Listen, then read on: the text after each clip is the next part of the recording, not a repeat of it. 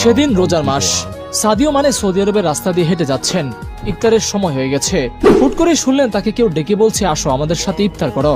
মানে খুব অবাক হলেন। জিজ্ঞেস করলেন, তোমরা কি আমাকে চেনো? তারা বলল, চিনে কি হবে, ইফতারের সময় হয়েছে, তুমি একজন রোজাদার, আমরাও রোজাদার, আসো বসো আমাদের সাথে। মানে খানিক বিস্মিত হলেন, তবুও তিনি বসে গেলেন তাদের সাথে। কথায় কথায় জানতে পারলেন রাস্তার পাশে যারা তাকে দাওয়াত দিয়ে খেতে বসিয়ে দিল তারা বাংলাদেশি। সেই ঘটনা আজও মানের মনে আছে। ঠিক কি ঘটেছিল সেদিন?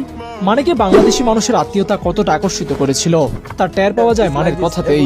সৌদি আরবে কাজ করা শ্রমিক প্রবাসীরা যে ঘটনা ঘটিয়েছেন মানের সাথে, তা সারা বিশ্বে বাংলাদেশের ভাবমূর্তিকে আরো উজ্জ্বল করেছে।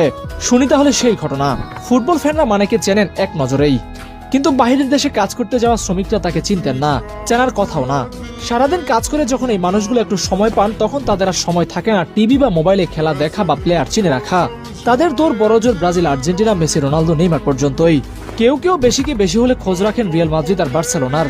ঠিক তেমনি কিছু রাস্তায় বসা বাংলাদেশি শ্রমিকরা জানতেন না মানেকে, কি তার পরিচয়।